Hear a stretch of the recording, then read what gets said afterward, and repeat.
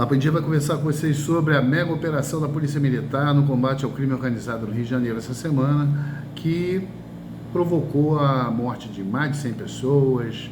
Enfim, foi uma tragédia, deixou a cidade toda em pânico, paralisada. E é um fato lamentável, muito triste, que a gente vai conversar agora rapidamente sobre isso. Mas antes, você se inscreve no canal, dá like, comenta, compartilha e manda sugestões para a gente poder manter o nosso papo sempre equilibrado e de bom senso. Bom, invadir comunidades ou favelas, né, como é o mais apropriado a ser dito, e matar pessoas pode satisfazer o ego e a vontade de muitas pessoas, mas não resolve o problema, porque as causas desse problema e a infraestrutura da segurança pública do Estado do Rio de Janeiro, sobre isso ninguém diz, ninguém fala, ninguém comenta. Então aqui a gente vai fazer um arrazoado básico. Não basta você invadir um território, matar determinadas pessoas, mas não ocupar esses locais.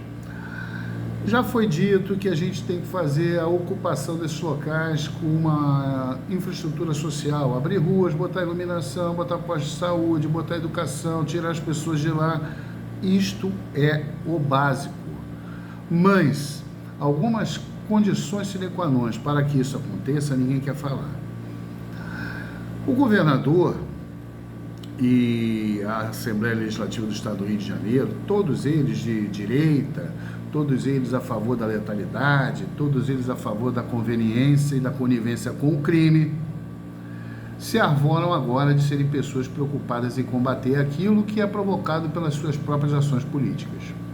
E por que eu digo isso? Por vários motivos. Primeiro, porque a sociedade do Rio de Janeiro, o Estado do Rio de Janeiro, passa pelo que passa hoje, porque ele foi formado dessa forma, desde sempre. Tráfico, contrabando, entrada de ilícitos, sempre ocorreram no Brasil, desde que o Brasil foi descoberto. O Brasil já foi descoberto, oficialmente descoberto, e sempre foi utilizado por causa de uma coisa chamada Baía de Guanabara. O Rio de Janeiro é uma cidade que ele começa do mar para dentro. Nós temos uma topografia que ajuda ao contrabando e ao crime, porque se ele começa a cidade no mar, nós temos morros, nós temos florestas, nós temos lugares que servem para a ocupação do crime e também para a sua disseminação. E é interessante porque o Rio de Janeiro já teve tráfico de açúcar, tráfico de ouro, de prata, tráfico de escravos, tráfico de todas as espécies. Hoje tem de droga, de maconha, de cocaína, de anfetaminas, de drogas sintéticas, de fuzis, de armamentos, e todos entrando pelo mesmo local. E o interessante é que nós não nos preparamos para evitar que isso aconteça. Então o Estado, seja a União, governo federal ou governo estadual, não se preparam para uma coisa muito básica. Nós não temos uma patrulha costeira, ninguém toma conta da Baía de Guanabara, nós não temos presídios adequados, nós não temos a reforma do sistema penal, nós não temos privatização dos presídios, nós não temos uma segurança pública adequada. A Polícia Civil, que é a Polícia Judiciária, está totalmente desamparada. Você entra nas delegacias, faltam pessoas, falta material, falta tudo. A Polícia Militar, um resquício da ditadura, ela é uma polícia que não é administrativa nem judiciária, é uma polícia que é o braço armado do Estado, ela é uma polícia coercitiva apenas. Estou dizendo que a Polícia Militar é ruim? Não estou dizendo que a Polícia Militar é ruim, estou dizendo que simplesmente ela não se destina da forma adequada a atender os seus próprios objetivos, que é a proteção do Estado, não do cidadão. É isso que a gente tem que deixar bem claro. Então, o que é necessário se fazer, até porque para você matar 100 policiais, se eu perco 100 bandidos, eu perco um policial que seja, alguma coisa está errada. Quanto mais perder 4. Porque as famílias desses policiais, a vida continua, hoje não tem mais seus chefes de família. Então nós temos que mudar isso. Não há um plano de previdência própria para as polícias, não há um plano de saúde, não há nenhuma cobertura a essas famílias dos policiais e dos bombeiros para as ações que são cometidas pelo governador. E por que eu digo pelo governador? Porque este idiota que aí está, ele não comunicou nem ao governo federal e muito menos ao prefeito da capital do Rio de Janeiro o que ele pretendia fazer. Ele o fez porque fez. Aconselhado por quem, de que forma, eu não sei. Ele fez uma operação de invadir favelas para matar pessoas e a ideia era de busca e apreensão, a ideia era de cumprir mandado de prisão, mas ele não teve a preocupação de fazer um corredor que fosse na Avenida Brasil ou em algum lugar para que ambulâncias, as viaturas, tivessem um corredor próprio para poder fazer efetivamente seu trabalho. Ele não se preocupou que as pessoas que moram nas comunidades iam ficar sem luz, sem gás, sem atendimento. Você está passando mal, ficou em pânico, você queria ir numa farmácia, como fazê-lo? Não tinha, dane-se. E, para minha surpresa, eu não vejo políticos, não vejo deputados, não vejo esse cretino desse presidente da Alerj, não vejo ninguém falar sobre esse fato que ocorreu. Estão na expectativa de que o povo bata palma para aquilo que foi feito. E agora me veio uma pesquisa Quest que entrevista 0,002% da população da capital e diz que o povo está com 60% aplaudindo aquilo que foi feito. Não tem representatividade essa pesquisa, não atende nenhuma metodologia, não atende nenhum critério científico, portanto ela simplesmente serve aos interesses daqueles que fizeram essa atrocidade.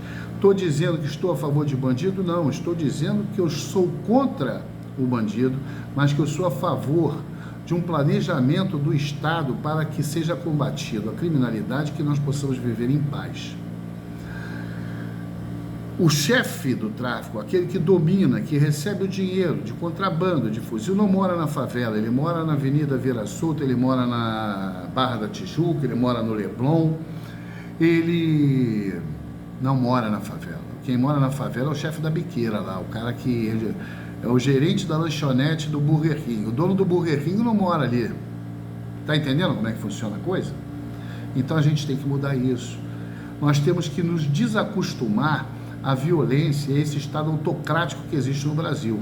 Porque o Brasil, ele se formou de uma forma vilã, ditatorial, violenta, burocrática, rentista, oligárquica, e a gente tem que mudar isso. O Brasil não é uma confederação, o Brasil é uma federação.